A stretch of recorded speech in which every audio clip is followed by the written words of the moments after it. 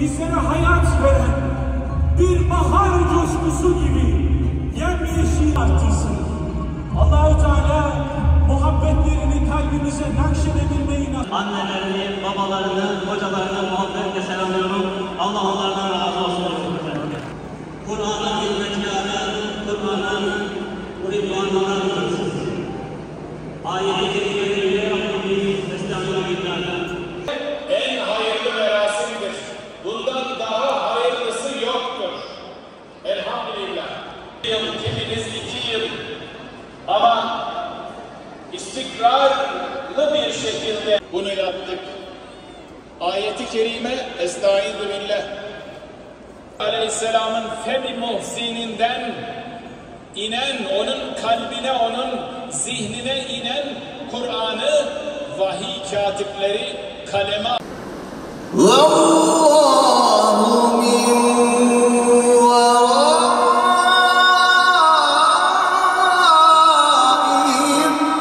muhitun bel huve Kur'anun mecidun fi levhin mahfuz.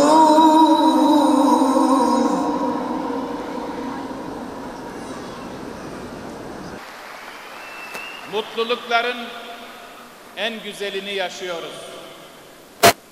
Çünkü en hayırlı merasimdeyiz.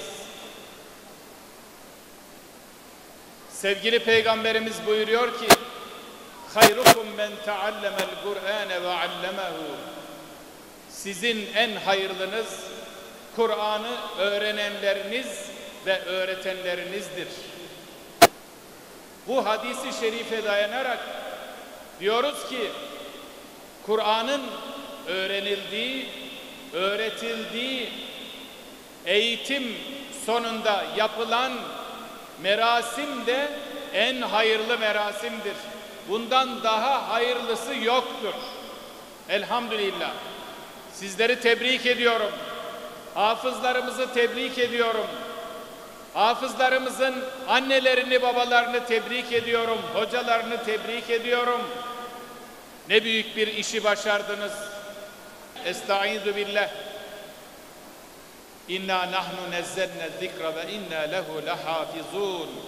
Şüphesiz mutlaka Kur'an'ı biz indirdik ve onun muhafızı biziz. Onun hafızı biziz. Yani Yüce Rabbimiz Kur'an'ın hafızı olduğunu, en büyük muhafızı olduğunu ayeti kerimede bizlere öğretiyor. Kim vasıtasıyla? Sizler vasıtasıyla. Hafızlarımız vasıtasıyla. Burada büyük bir müjde vardır. Allahu Teala Kur'an'ı 2 yolla muhafaza eder. Bunlardan birisi sizler, yani hafızlarımız, diğerleri de vahiy katiplerimiz. Kur'an'ı hıfzedip onu okuyan. Tabii ki okumak, öğrenmek, ezberlemek Kur'an'ı yaşamaya giden bir yoldur. Nihai hedef Kur'an'a göre tanzim edilmiş bir hayattır. Çünkü Kur'an bizim hayat rehberimizdir. Kıymetli kardeşlerim, hafızlarımız ve hafızlarımızın yakınları, Kur'an bizim hayat rehberimizdir. Onu hayatımıza rehber edersek Rabbimizin huzuruna alnımız ak, yüzümüz pak olarak ulaşırız. Hafızlık yapan, hafızlığa yıllarını veren kardeşlerimiz, her anınız, her gününüz amel defterinizde önüne çıkacak ve orada Cenab-ı Hakk'ın mükafatı ile mükafatlanacaksınız. Bu ne güzel bir müjde. Allah hayırlı mübarek eylesin. Kıymetli kardeşlerim, aziz misafirler, İbrahim suresinin başında Rabbimiz buyuruyor ki: Estaizu billah. Elif, lam, ra. Kitabun enzelnahu ileyke lituhricen nase minez-zulumati ilen-nur. Kitabı sana insanları karanlıklardan aydınlığa çıkarasın diye indirdik. Allah Resulü Efendimiz'e buyuruyor Rabbimiz. Ey kardeşlerim, Kur'an-ı Kerim insanları karanlıklardan aydınlığa çıkarmak için gönderilmiş bir kitaptır. Bundan 14 asır önce insanlığın Kur'an'a ne kadar ihtiyacı var idiyse, karanlıklardan, cehaletten aydınlığa, nura çıkmak için ne kadar ihtiyacı var idiyse, bugün ondan daha fazla ihtiyacı var. O yüzden elimizde Kur'an, kalbimizde iman, insanları Kur'an'la hakka davet etmek zorundayız. İyiliğe davet etmek zorundayız. Hayra çağırmak zorundayız. Kötülüklerden men etmek zorundayız.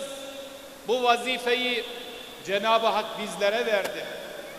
Önce biz, bakınız Kur'an-ı Kerim'de bir ayeti kerimede bizim görev tanımımız yapılıyor. Estaizu billah. Bizim için yaptı. Biz o görev tanımını üzerimize alıyoruz.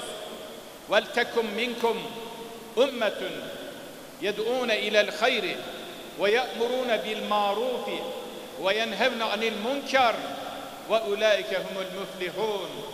İçinizden hayra çağıran, iyiliği emreden, kötülükten men eden bir ümmet bulunsun, bir topluluk bulunsun.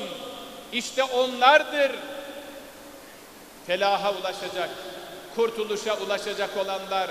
İşte onlardır. Kıymetli hafızlarımız, işte burada sizlerin, bizlerin, hepimizin görev tanımımız yapılıyor. O yüzden Rabbimize söz veriyoruz. Bütün hafızlarımız olarak, bütün hocalarımız olarak, bütün peygamber varisleri olarak, Ya Rab, söz veriyoruz. Ömrümüz boyunca son nefesimize kadar Resulullah Aleyhisselatü Vesselam Efendimizin Arafat'ta veda hutbesinde bize emanet ettiği Kur'an'la ve sünnetle insanları hayra çağıracağımıza, iyiliği emredeceğimize, kötülükten men edeceğimize söz veriyoruz Ya Rab. Sözümüzü tutmamızı bizlere nasip eyle Ya Rab.